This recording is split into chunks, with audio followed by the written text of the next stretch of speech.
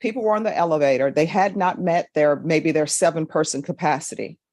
And then you and your group come on, and because of the number in your group, they've exceeded their 7-person capacity. And then they're saying, you all need to get off the elevator and wait. Why not just get off the elevator? That's what I don't understand. Even if you're with somebody in your party who says, I'm not getting off the elevator, why didn't you just get off and I'll wait for the next elevator? I'll take the stairs. I don't understand.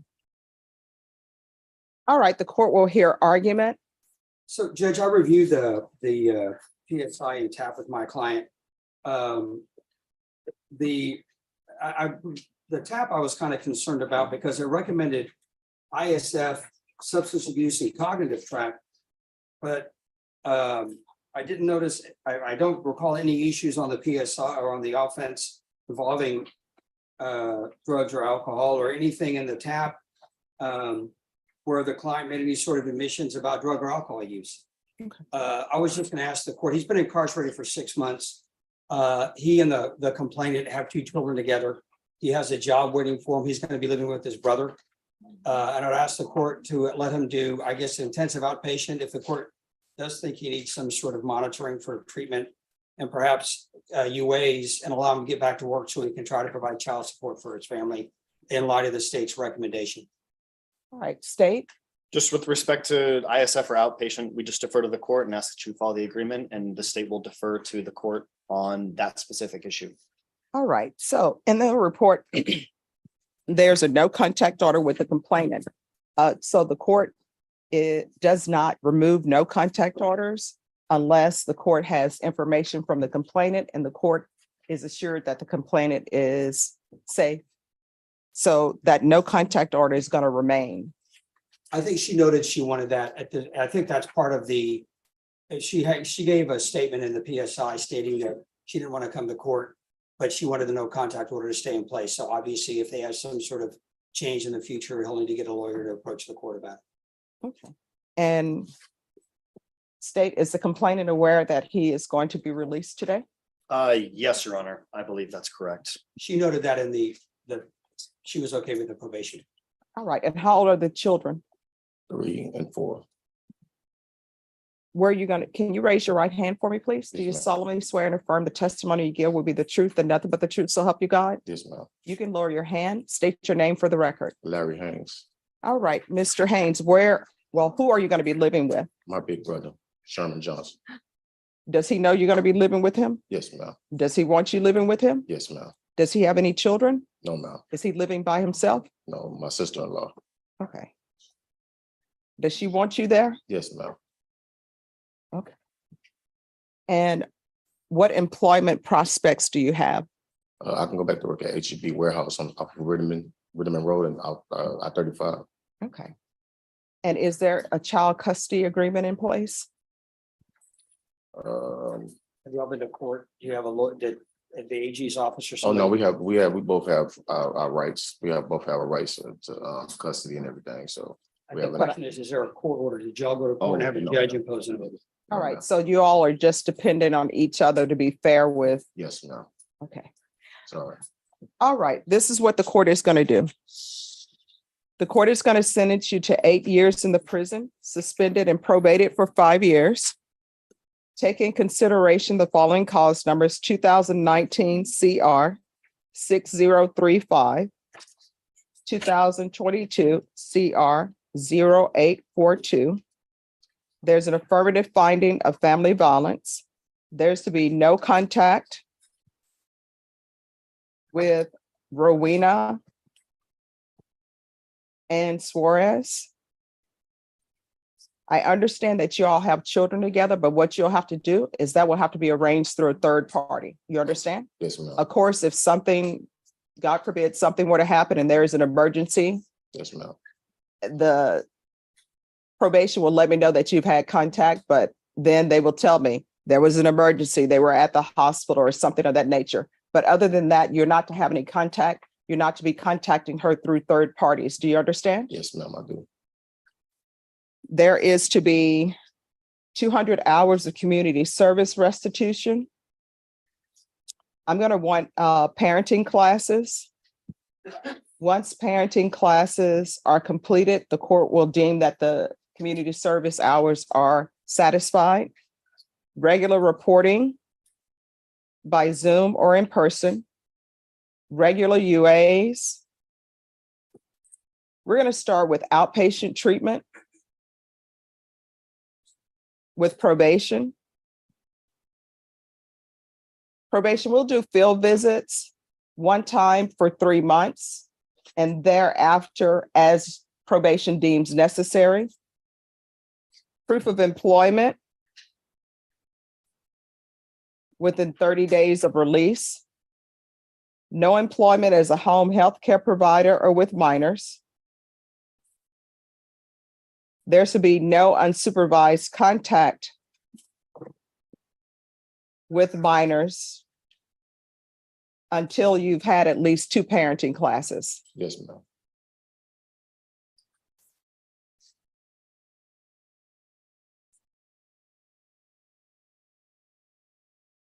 And they're asking, and it's listed outside the plea bargain agreement, but this is an assault case. So I'm going to grant the BIPP program unless defense, you have a reason why that shouldn't be.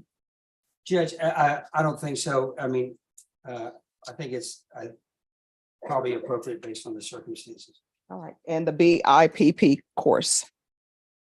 Probation, is there anything else he needs? In order for me to do outpatient treatment, I need a towel. It was completed. Oh. Yeah, no, we'll start with regular outpatient and then we'll see what happens. All right, Mr. Haynes, is there anything else you need from the court to be successful? No, ma'am. I'm going to show you what's entitled Trial Court Certification of Defendant's Rights to Appeal. Did you review that with your attorney? Did you understand it and did you sign it? Yes, ma'am. Okay. Because this is a felony conviction, because this is an affirmative finding of family violence, dismissal. Yes, Judge, I have them. You are not allowed to own or possess any weapons or ammunition. If you have a question over what a weapon or ammunition is, you'll need to speak to an attorney. Yes, ma'am. Because this was a plea bargain agreement and because I followed your plea bargain agreement, you do not have the court's permission to appeal. Do you understand? Yes, ma'am, I do. All right, we can go off the record. Here's the thing about relationships. If you're in a relationship where somebody started to check somebody else's phone because they don't trust them, then that means you have no trust in the relationship and maybe that relationship should be done with. Yes, ma'am. When you have children, I don't know if your child is a girl or a boy. A girl and a boy. All right. So children learn by what they see in a household. Yes, ma'am. So if you have a daughter who sees their parents fighting or the father being abusive to the mother, Yes, ma'am. that child will think, well, he loves her. That's what I'm being told. So this is the way people behave when they are in love. And she may be accepting of that in a relationship because of you. Yes, ma'am. When you have a son and he sees that, he will think, this is how you show love to somebody.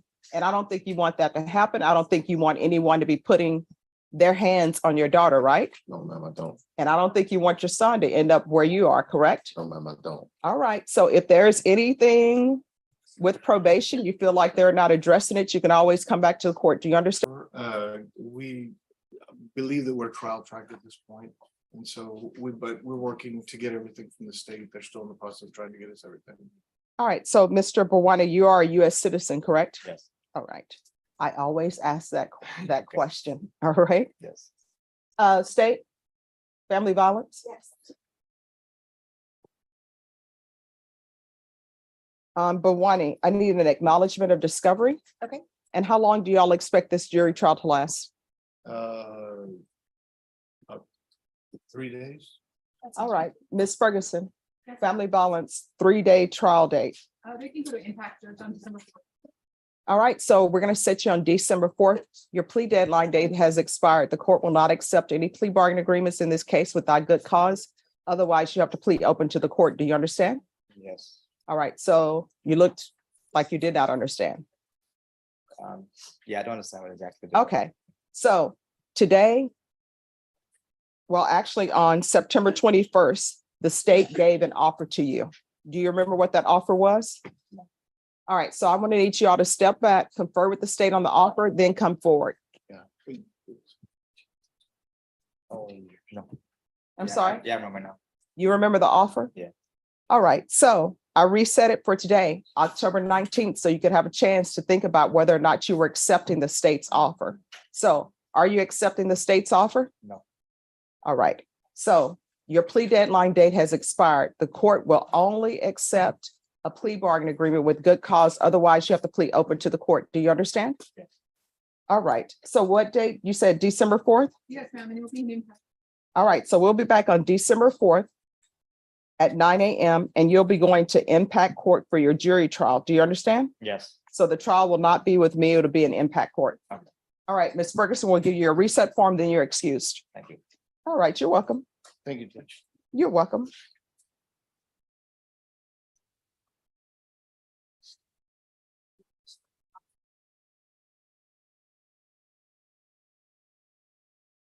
Kevin Luna? Yes, May we approach? yes. And you're all on this side. Right up here, behind. Why do people go? Okay, sorry. No problem.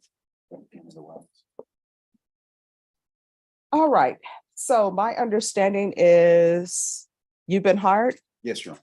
All right, have you filed the notice of retained counsel? Yes, Your Honor. All right, so then you are relieved. All right, thank you, Judge. All right. So with regards to discovery, Mr. Esparza told me that he had handed over everything that he had to you. Yes, Your Honor. All right, is there any outstanding discovery? I don't believe so, Your Honor. I don't know that that's quite true. Mr. Garahan, I've spoken to, and he's not here today, so I just want to talk to him about that because I do have some questions about some things in the file. All right, so you all are going to have to confer off docket. This is an older case. What I'm going to do is I'm going to give you all one last date for discovery, and that there will be no more discovery dates. All right, Ms. Ferguson, Yes, ma'am. can I have a 30-day reset on this for discovery? And this will be the final discovery date.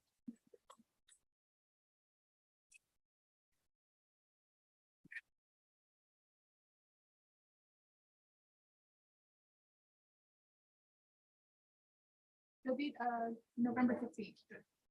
All right, November 6th. Give me 1 second.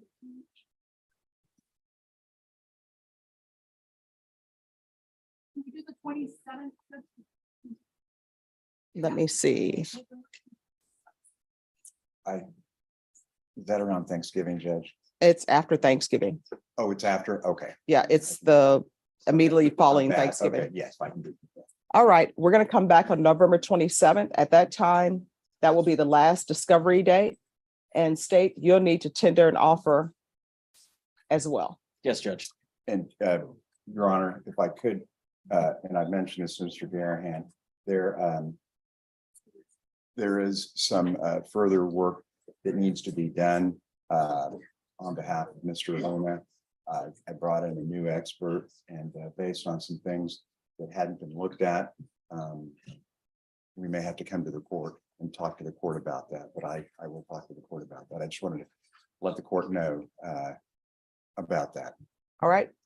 Offer needs to be tendered. This case has been on the court's docket for discovery versus with surveillance videos since August of 2022. We're about to hit a year or more on this case where there is no movement. So state, on November 27th, you need to be prepared to tender an offer, and that's going to be the final discovery date. Yes, Judge. All right, is there anything else? No, Your Honor. All right, thank you. May I be excused, Judge? Yes. Thank you.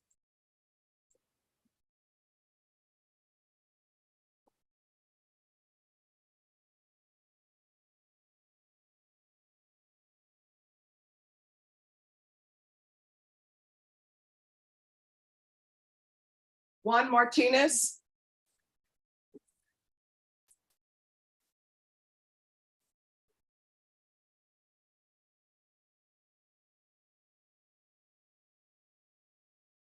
All right, this is a motion to revoke.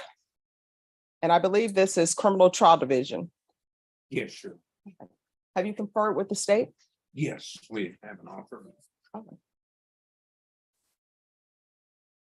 And you conferred with probation?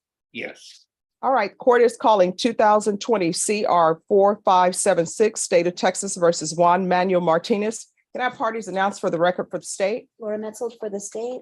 Defense, Paul J. Smith for the defense. are you Mr. Martinez? Yes, Your Honor. I'm going to show you what's entitled Motion to Enter Adjudication of Guilt and Revoke Community Supervision. Did you review that with your attorney? Did you understand it? Yes, Your Honor. Are you the same Juan Manuel Martinez who was placed on deferred adjudication in 2020 CR 4576 for the offense of robbery on December 16th, 2020 for a period of 10 years? Is that you? Yes, Your Honor. All right, state. Violated condition number 5 in Bexar County, Texas, the defendant Juan Manuel Martinez did then and there fail to report to the supervision officer as directed for the months of October, November 2022 in violation of condition number 5. How do you plead to that? True or not true? Sure. And we'll waive the remaining violations, Your Honor. Objection. Did you understand by pleading true to violation of condition number 5, the court could find it true, grant the motion, find you guilty, sentence you up to 20 years in prison and up to a $10,000 fine? Yes, Your Honor. Knowing that, do you still wish to plead true to violation of condition number 5? Yes, Your Honor. Court will find violation of condition number 5 true. Is there a proposed agreement? Yes, Your Honor, there is. Yes. Revocation and adjudication and sentenced to 5 years in Texas Department of Corrections.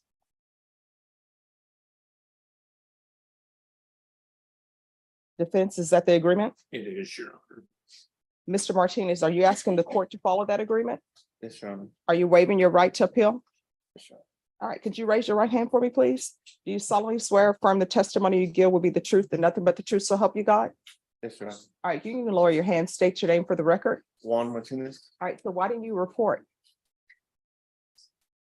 because I had a DWI, I had drinking.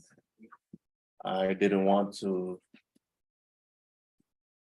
get my probation revoked and have my dad work the whole summer, knowing that he needed my help. So I know that I failed to report because I didn't want to.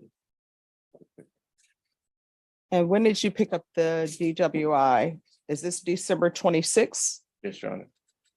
On Christmas or Christmas night. But then that doesn't explain why you didn't report in October. Because you wouldn't have had the DWI until December. All right, because it's saying here that you didn't report for the months of October and November. And according to this, which I'm not saying it, taking it as true, but according to this, allegedly, the DWI case didn't come till December 2022. Yes, Your Honor. I'm not too sure. All right. Has he done anything on probation? I mean, pick up number 1. So we would do Yeah, I that. mean, yes.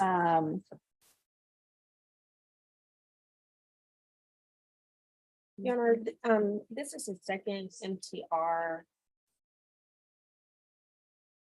As far as what I can tell, he has not done anything. He hasn't completed any of his community service hours. I will say he did pay $1,241 of his $7,625 assessed fees. Other than that, no, ma'am. All right. There was a negative UA back in December of 2022, diluted in September of 2022. There was a positive in January of 2022. All right. And with regards to the restitution, was any ever tendered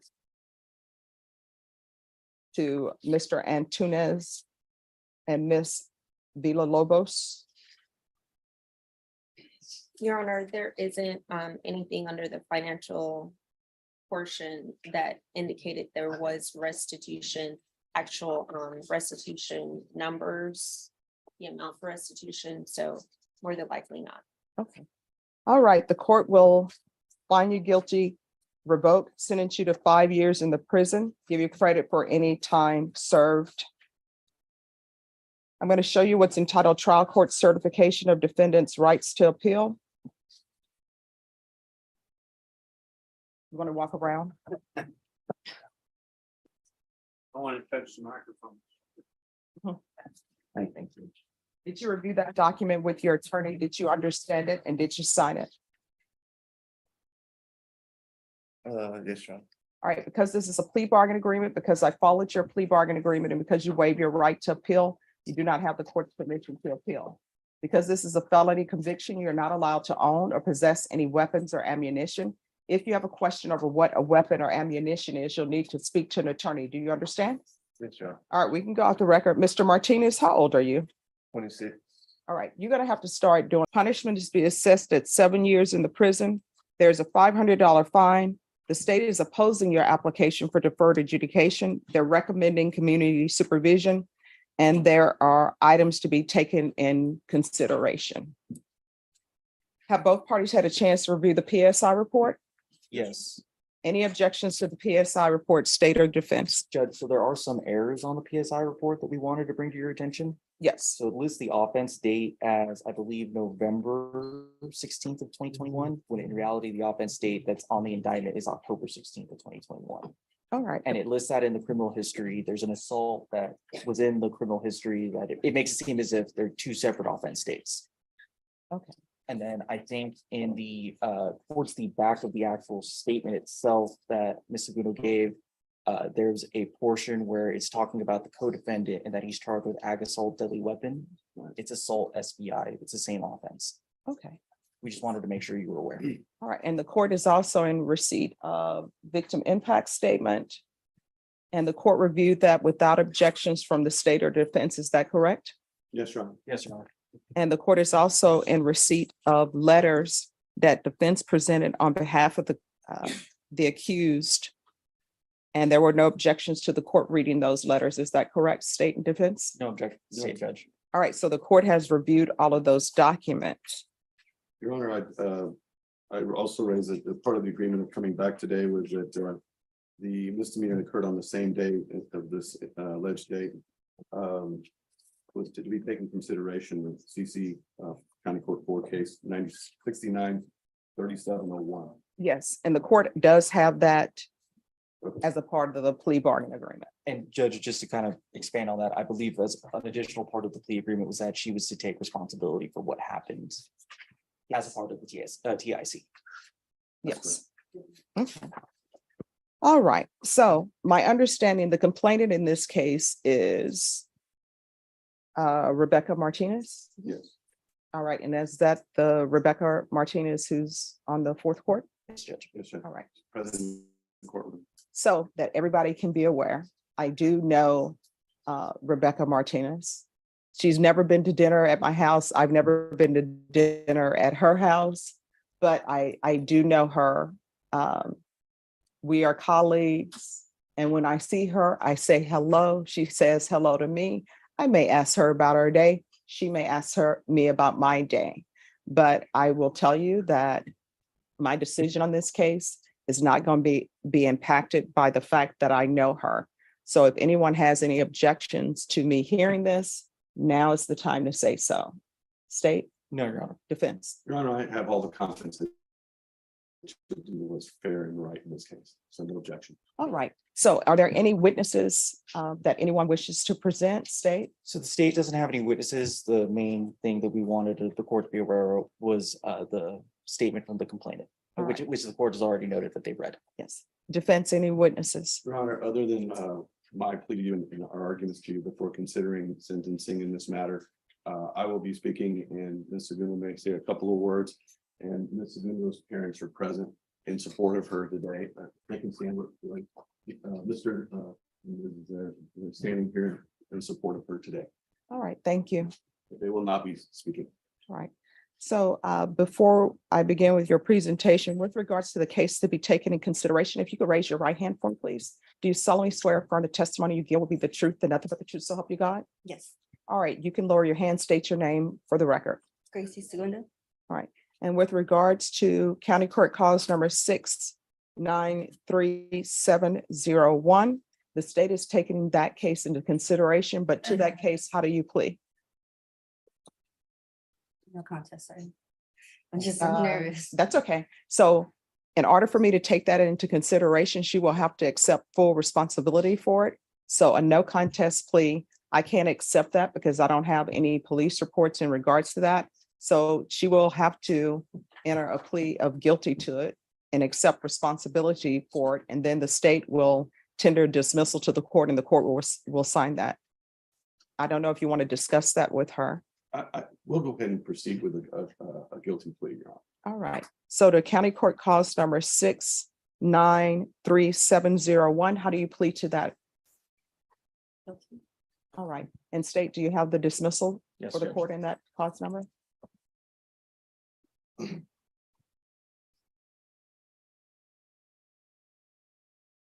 right. So the court then will hear argument.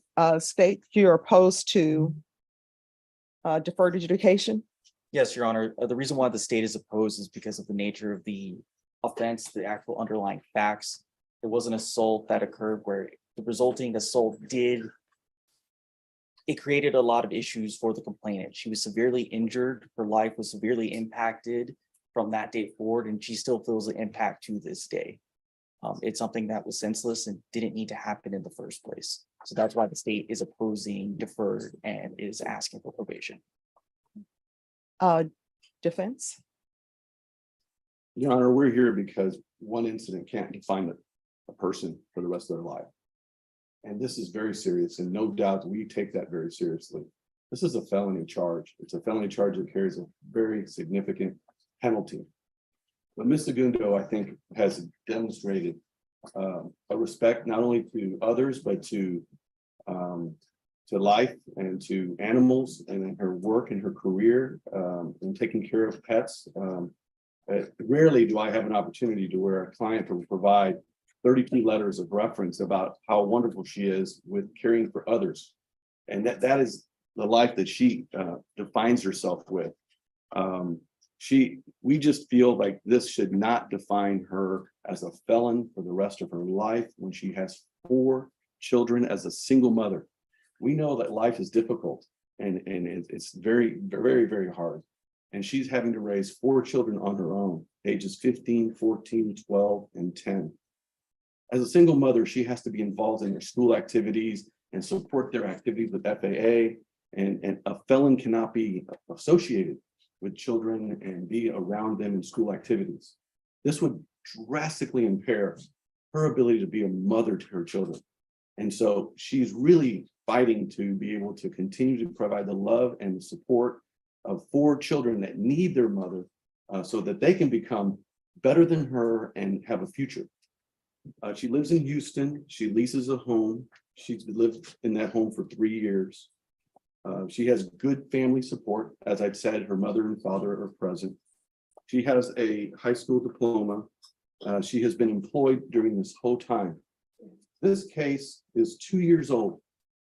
2 years this week, this happened. And it's been 2 years that she has been experiencing this, and she has complied with everything this court has asked. She's appeared in court. She's traveled from Houston to San Antonio. She has fully cooperated. She has weighed all of her decisions and sought not to seek a trial, but to put the decision on deciding her future on you. And she made that decision because she felt that was in her best interest. She does receive some child support. She is willing to do everything and anything that it takes to give her this opportunity. I explained to her that deferred adjudication is a double-edged sword. You may think like you're not going to be subject to a conviction, but in actuality, you are subject to all the conditions and behavior for 7 years. We're asking you, Judge, to give her that chance, to give her the opportunity to prove to you that this one incident does not define her life or who she is or how she is as a mother or how she works.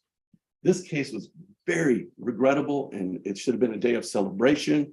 It was after a football game, and she was acting in defense of another. She doesn't know the victim in this case. She doesn't know the judge. She never knew who she was. And I sincerely believe that just because she's a judge doesn't mean that this case should be treated any different than any other case of any other person who comes to this court and gets justice, because she should get an opportunity to do it. She's willing to do the urine analysis. She's willing to state no contact, and she's had no issues in the last 2 years with the defendant, the complainants in this case. She's willing to take anger management classes. She's willing to do community service. She's willing to do what it takes to give her the chance. And she has proven, other than this one incident that happened in a flash, wasn't premeditated, it wasn't thought of. It was just something in a reaction and defense of someone that she was with. And for that reason, we think that she should be given an opportunity to earn the right to be able not to be a convicted felon. The amount of restitution in this case, I think we've agreed to, that was presented before the court, was $2,416.29. We fully agree to repay that. We will work hard every day to pay that back. But in this working community and in Houston and San Antonio, mothers every day have challenges. And we regret that this happened. And I know that she sincerely has nothing personal against Ms. Martinez or her husband. She wants to do what's right, but she also wants a chance, Judge. And I'm asking you with all the fiber of my body to give her that chance. And I will make sure and work with her that she will comply with every condition, so she will never be back here before you regarding any violation or any condition of this case. You want to say something? No, yes. All right. Well, just so you know, in this court, I see everybody as a human being. I don't see them as their titles. So for me, defendants are not defendants. They're human beings who are accused of a crime. The fact that Rebecca Martinez is a judge, that doesn't mean that I'm putting weight on the fact that she's a judge. If she were the president of the United States and she were here as a complainant, I wouldn't put weight on the fact that she's the president of the United States. I'm just dealing with the facts here. And my job is to look at everything objectively and not outside noise, not what people's occupations are. You understand? So I always reread everything and reread police reports and the PSI report, and I've read the letters. I do not understand how the fact that an elevator has a limited capacity, how we go from people saying the elevator is full, you cannot be in an elevator, to it's a brawl. So explain that to me. I mean, it just, I couldn't tell you. I mean, there has to be some sort of thought process.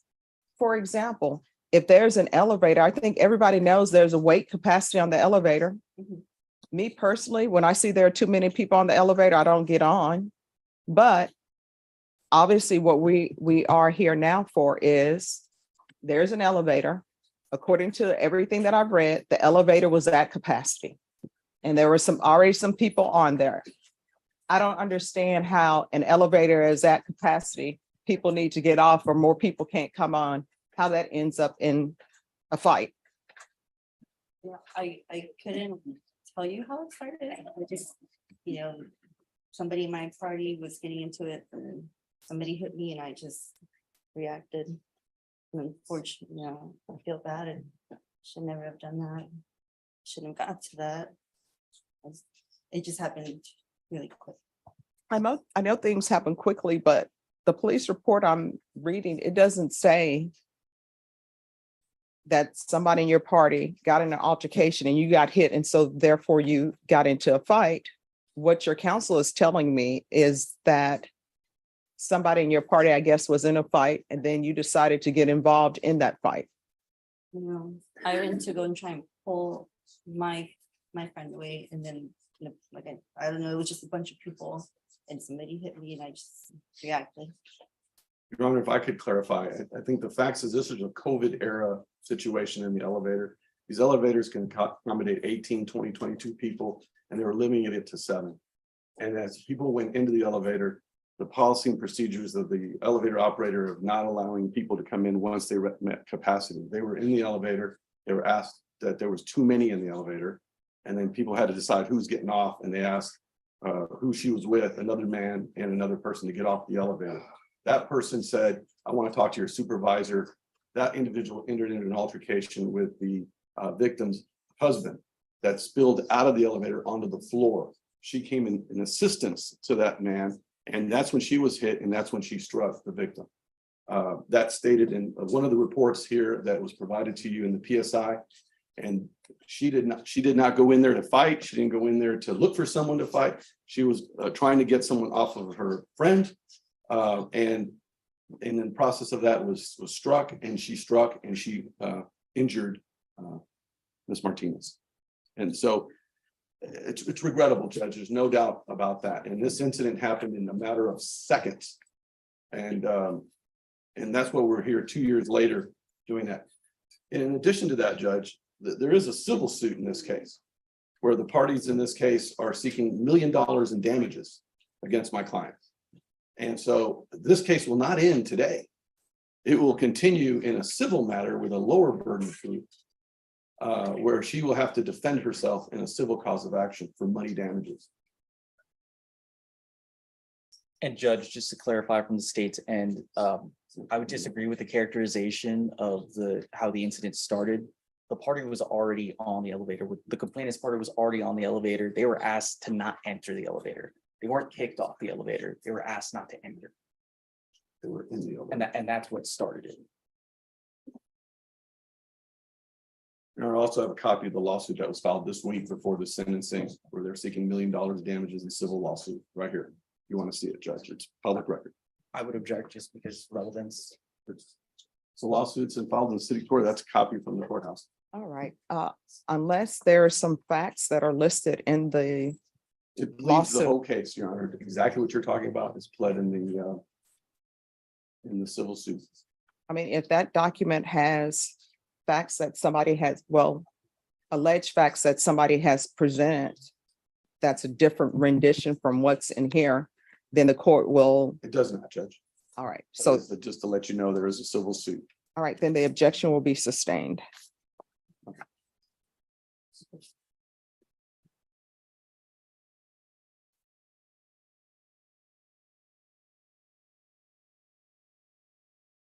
All right, anything else from either side?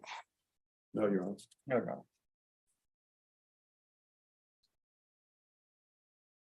All right, I've read your letters that were presented, and it appears that, you know, other than this one incident, you're a great person.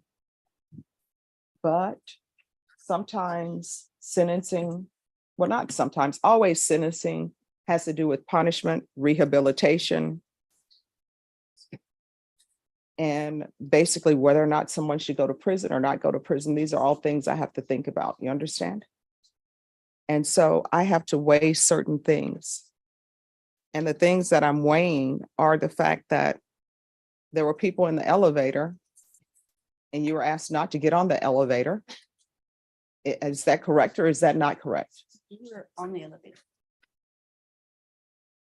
Your Honor, the elevator's doors open. They entered into the elevator and they were asked, there were too many in the elevator, and the elevator operator asked people to voluntarily get off. All right, so there were already people on the elevator. Then you got on the elevator and you were asked to get out? Us just walked in at once. All And right, then and then you were asked to leave. they said we need people to get on. All right, so why didn't you just get off the elevator? That's what I don't understand. True. You didn't decide that. No. She didn't decide that. It was a person that she was with, Your Honor, who is a defendant in the case that's in another court. So my question is though, if there are too many people on the elevator, and let's say you get on the elevator, it's a group of you, the elevator is already filled. I'm assuming, and correct me if I'm wrong, people were on the elevator, they had not met maybe their 7-person capacity. And then you and your group come on, and because of the number in your group, they've exceeded their 7-person capacity. And then they're saying, you all need to get off the elevator and wait. Why not just get off the elevator? That's what I don't understand. Even if you're with somebody in your party who says, I'm not getting off the elevator, why didn't you just get off and I'll wait for the next elevator? I'll take the stairs. I don't understand. We had already gotten off 2 floors, so we said like we've been waiting, but we didn't want to be the ones to get out. And was alcohol involved or people just don't want to take It the was after a stairs. football game, Judge. State, does anybody want to? I know the complainants are here. Do they want to No, say anything to the court? no, no. Okay, Oh, Your Honor, may I have one moment? yes.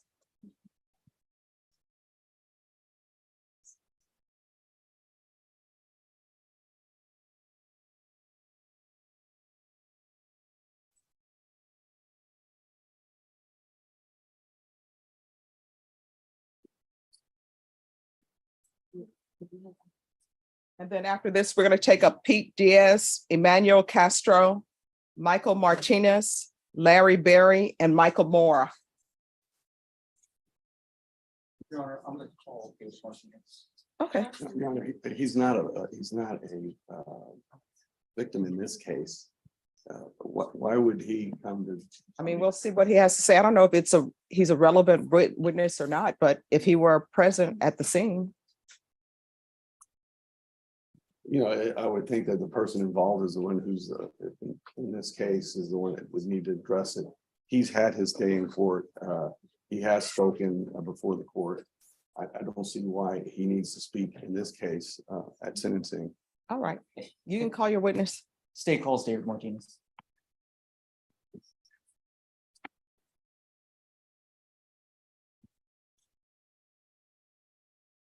All right. Your Honor. You're welcome. If you can raise your right hand for me, please. Do you solemnly swear or affirm the testimony you give will be the truth and nothing but the truth, so help you God? I do. All right, you can lower your hand if you'll state your name for the record. David Martinez. All right, state. Mr. Martinez, from your memory, what occurred on that day? On that day, we were in line to get into the elevator. The capacity of the elevator, of course, as I mentioned, was 18. But because of the COVID era, there was an elevator attendant there. She said only 8 could be allowed in. We were 3 couples and 2 children, which were a total of 8. As we walked in, we were already in the elevator. They decide to come in behind us. The elevator attendant told them they need to step out. It's full. They had been intoxicated. Her friend. Objection, speculation. Overruled. No, they were No. intoxicated. Yeah, here's the thing. You cannot address the attorneys. Once an objection is, no problem. Once the objection is raised, just stop speaking. I'll make a ruling on the objection. And then I'll let you know if you can continue or not, if you have a question about that. That objection will be overruled. He came in, stood at the door, prevented the door from closing. Began to. Objection, Your Honor. I just asked for clarification from the ones. I don't know who he is. Which he are you speaking about, sir? Her partner, there was 2 gentlemen, which was the initial one that started arguing with us. And her partner that she was mentioning that walked in and they were not, we were already in the elevator already when they decided to block the door from closing. Can't recall the individual's name, but it was a younger gentleman that was with her. He proceeded to argue with the elevator attendant about, letting them in or not, that it was BS, that they cannot be let in because there was a lot of room. And she told him he had to leave. He continued to argue with her and he said that he wanted to talk to her supervisor. And she says, if that's the case, she shut off the elevator. And that's when words were back and forth. They continued berating us. She was cussing like a sailor as well as the other ones. We kept quiet and they started again arguing with us. We stayed in there. The kids were already getting terrified with what was going on. They started crying and they continued with their vulgar language. And I just told them one time, that's it, F you. The gentleman that was with him got upset. He literally from the outside ran into the elevator, knocked us all over and, assaulted all of us in there. I grabbed him and I pushed him out. It was not the individual that she says was in there. It was the other individual that was with him that probably hosted them to the game. And he and I went outside and after that, From there, sir, is that where everything happened? correct. Pass it with this judge. Any questions? Mr. Martinez, I'll just start right from leaving the elevator. So by the time that you set foot out of the elevator, you're in the middle of a physical altercation. Is that right? Yes, while I was on the ground. Okay. How much were you able to perceive about what was happening around you while you were in the middle of that? Well, I was altercation? on the If you ground. let me finish my question. All right, it's, 100%. So my question was, how much were you able to perceive about what was going on around you during the middle of that physical altercation? And I was not able to see when I was in the ground, what was taking place after that. Okay, and we can agree that the incident in question, the basis of this criminal case here today is something that happened during the middle of your physical altercation, right? While I was on the ground, yes, and then afterward, I did get up and partially saw my wife on the ground with a bloody nose. She was in a daze, and I asked her what happened, and I told her that she got hit. She said, "Yeah, I got hit multiple times." And I said, "Well, why didn't you defend yourself?" She says, "I couldn't because I was being held down." Can you say for certainty whether or not Mrs. Segundo was acting in defense of another whenever she got involved in this incident? I'm gonna object to relevance. all right, that'll be overruled. You can answer the question if you know. I can't say that, but you know.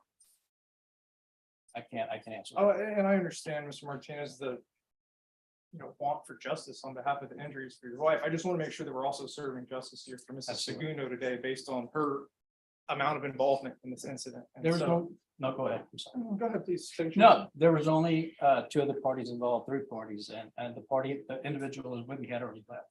But it was only her left with her friend. And there was nobody else around. There was people watching, nobody was getting involved, but they were the only ones actively, physically getting involved. But, and I know we started this conversation based off what's happening when you're leaving the elevator. Prior to the altercation and leaving the elevator, would you say that in any way Mrs. Segundo was the instigator who was trying to start this situation? I have no further questions. All right, any other questions? Nothing from the state judge. All right, thank you. All right, any other witnesses? No, Your Honor. All right, the court will hear final argument if there is any. Your Honor, I think it's clear that Ms. Segundo did not start this incident. That her actions occurred outside the elevator as a result of defending another person. She doesn't deny that she struck Ms. Martinez, but this was a situation where she was struck as well. And we believe that this one incident that wasn't premeditated, it wasn't started or caused by her. It reminds me of a penalty and another individual comes in their aid and then another flag comes up for a penalty and they both get penalties. And most cases in sports, that's offsetting. And I think in this case, at looking at the situation, looking at history since that day, that I think it would be fair to give this single mother a chance to continue her life and being a mother and working at her employment. So not to have this crash down on her with her children, with her workplace. We can't promise that she will keep her job upon this conviction. We cannot promise that she can be able to parent her children and be the primary caretaker of her children as a result of this conviction. But we can promise that if she is given a chance, she will do everything in her power to remain on probation for 7 years, to do what's right, so not to be considered a felon in a situation that she wished never had happened. There's no ill will here. There is no desire on her part to do anything but to move on with her life and pay what's owed, the $2,500, and do what it takes to win your trust. So we're asking, Judge, that deferred adjudication be given to this woman so that she can continue to do her life and do good for her children and her work and her community. State, any final arguments? Your Honor, the concern from the state here is, again, the facts of the case. It's that, yes, she wasn't the instigator, but she chose to take it to this level. It was her choice to take this out on the complainant. It was her choice to get involved against the complainant and to not show restraint. It's the issue that this all started over something very trivial, that if just a little bit of patience, this would have all passed over. That moment that she decided to act how she did has affected the complainant from that day until today. And it's going to affect her past this. That's why the state is asking for probation on this case and for you to not grant her deferred adjudication. All right, so what is the amount of restitution and who is the restitution to? It's to Rebecca Martinez and $2,416.29. Wait, 2,400? $16.29. And also in the plea bargain agreement, it says restitution to, Jeanette Rojas. yes. Your Honor, so we haven't gotten any medical or billing from there. We would ask restitution to be determined on that amount. All right, so with regards to the restitution to Jeanette Riojas, if there's a restitution amount that's submitted to the court and you all have objections to it, we can have a restitution hearing. Thank you. And I'll just write in that there's to be a restitution hearing as it relates to Jeanette Riojas. And I'm assuming she's going to want to transfer to Houston? Yes, Your Honor. And what, It's in Harris County.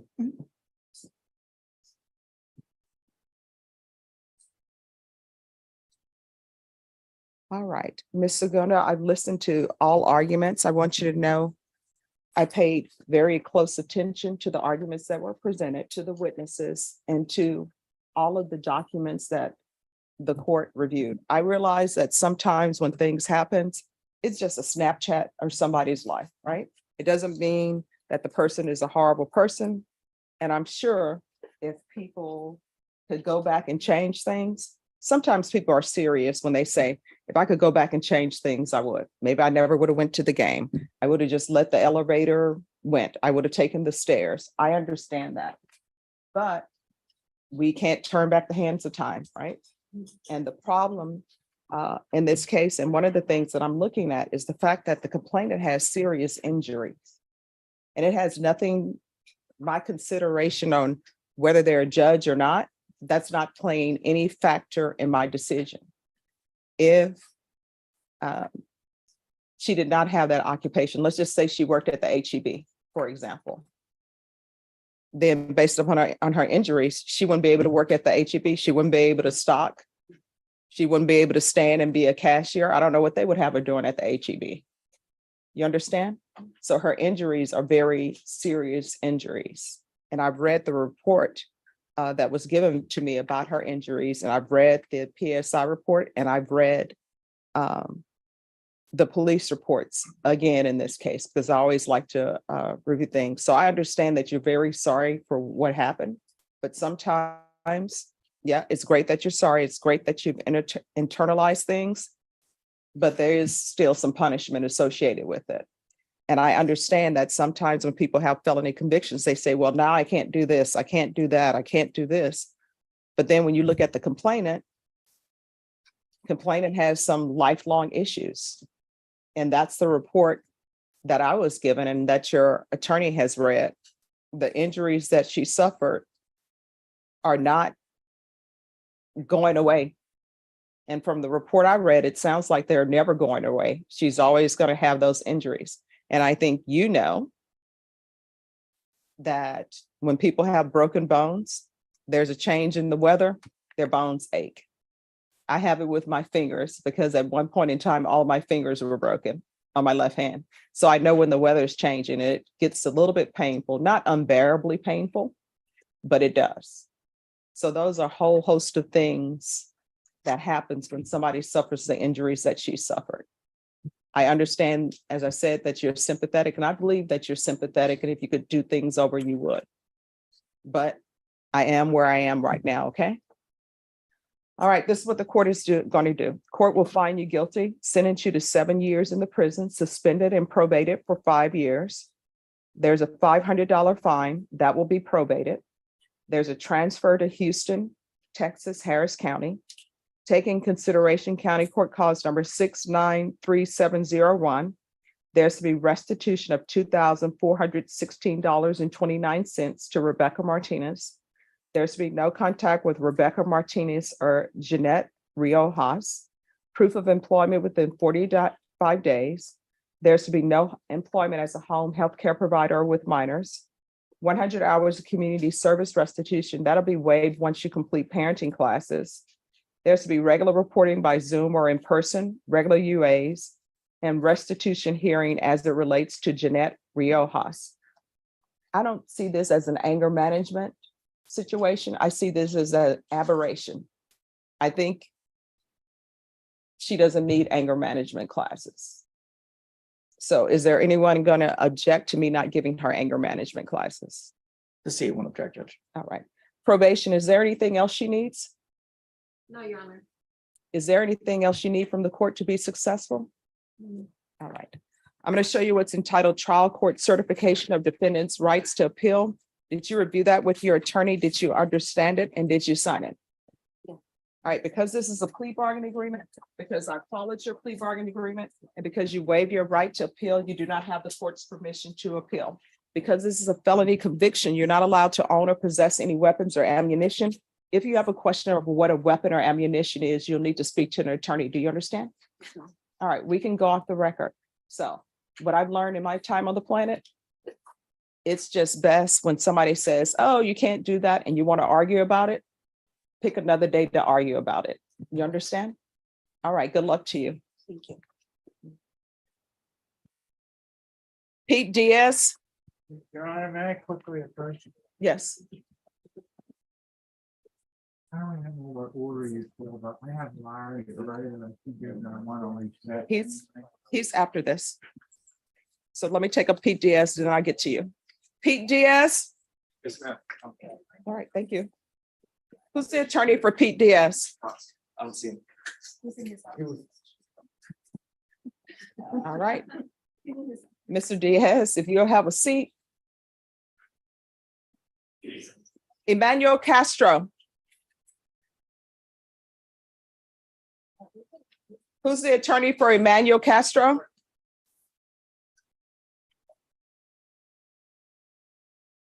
This is Criminal Trial Division.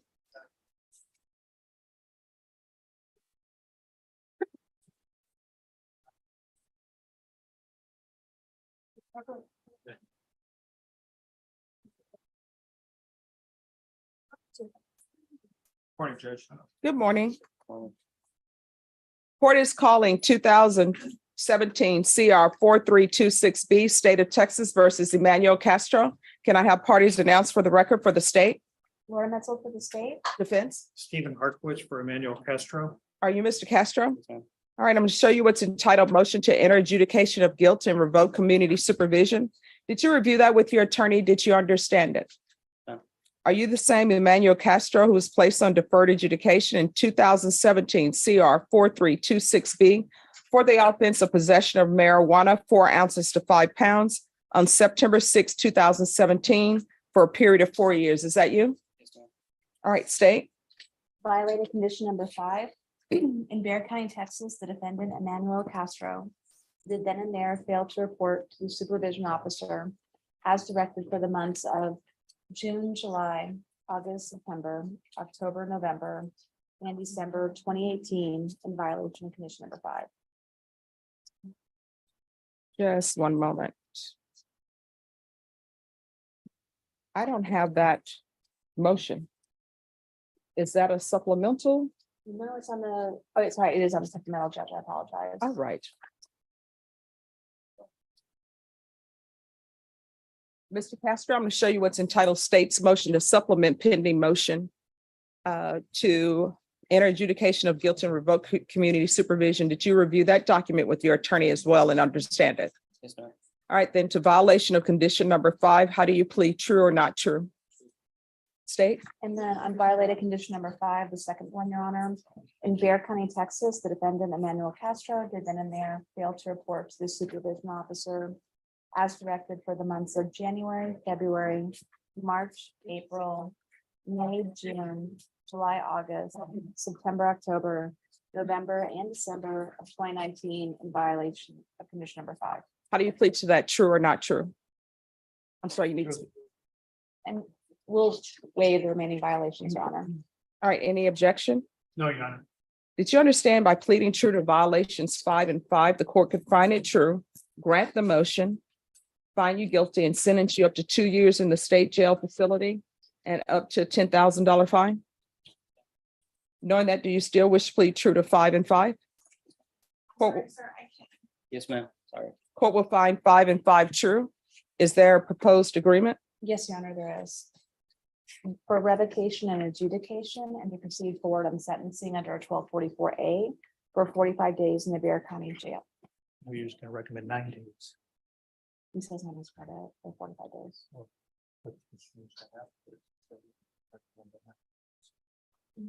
Give me 1 second, Your Honor, to first on my offer. Sure.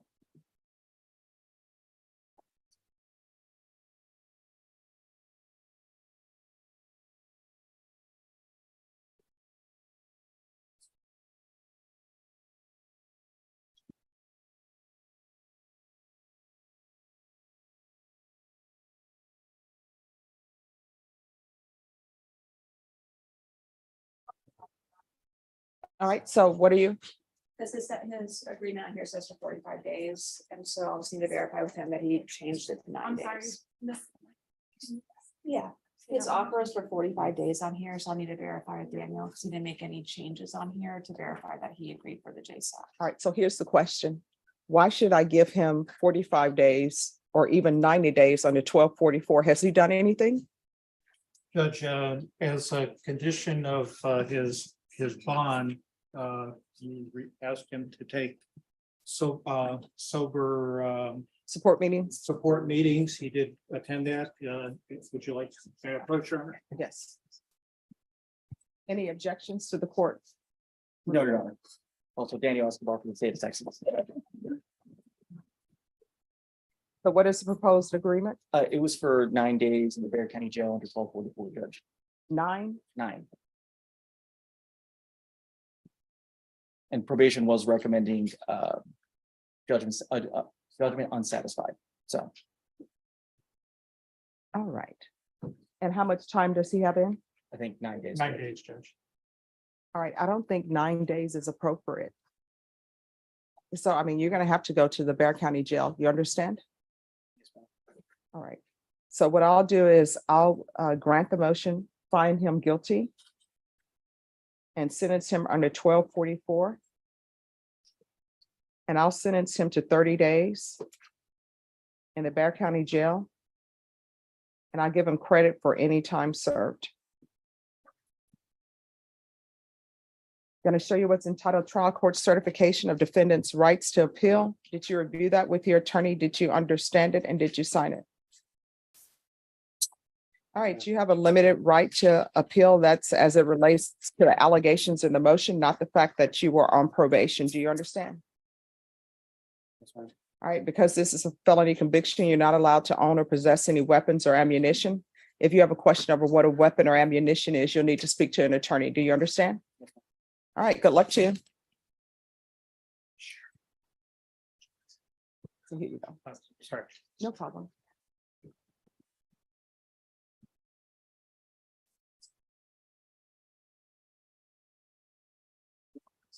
Oh, you know what? Can I see that back for a moment? I think I took my docket sheet there.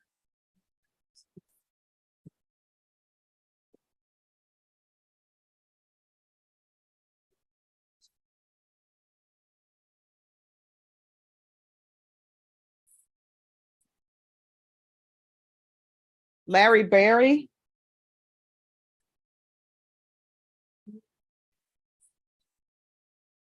Morning, Judge. Good morning. What is happening with this case? Judge, the hangup is this, we were set for a PSI today for sentencing. Mhm. I've read the pre-sentence investigation report. Among other things, it's recommending that Mr. Berry go to residential treatment, a dual diagnosis. All right, so has the PSI report been done? Yes, I have it in front of me. The problem is, Judge, is that earlier this week on Monday, Mr. Berry, there was no bus service to wherever he had to go to have this mental health evaluation that you ordered be done. So he walked 2.5 hours, got there at 8 in the morning, was told his appointment wasn't until 12. And that the evaluator would be there the rest of the day and they would call him and tell him when to come back. He says they didn't call. The next available date, according to probation, is November the 13th, too. Probation. Yes, Your Honor, we set that appointment. All right, for Mr. Berry, what is happening with him? Just as counsel was stating, Judge, we've done the PSI, we've done the TAP. The TAP recommended further investigation or further evaluations with Center for Healthcare Services. That appointment was supposed to be on Monday. There was a failure they reported a failure to report. I understand what Mr. Berry may have said. So he was not evaluated on Monday.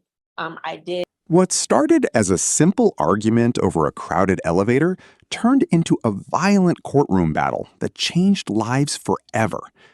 This hearing centers around a woman accused of seriously injuring another woman during a chaotic fight at a football stadium elevator during the COVID era. And as the judge begins reviewing the case, the entire courtroom becomes tense. According to testimony, the elevator already had people inside when another group tried squeezing in. The elevator attendant reportedly warned that capacity had been reached and asked some people to step off. But instead of simply waiting for the next elevator, tempers exploded. Why didn't you just get off the elevator? The judge keeps asking the same question over and over, clearly struggling to understand how something so small spiraled into a violent fight. The defendant insists she never intended to hurt anyone. She claims she was only trying to help a friend during the chaos when someone struck her first and she reacted. Her attorney argues the entire incident happened within seconds and that alcohol, frustration, and crowd tension created a perfect storm. But then the victim's husband takes the stand, and the hearing becomes emotional fast. He describes children crying inside the elevator while adults screamed profanity at each other. He says one man blocked the elevator doors, rushed into the elevator, and knocked people to the ground before the fight exploded outside. And afterward, he found his wife injured and bleeding. She got hit multiple times. The courtroom falls silent. Then comes the hardest moment of the hearing. The judge explains that the victim's injuries may never fully heal. Broken bones, chronic pain, permanent damage that could affect her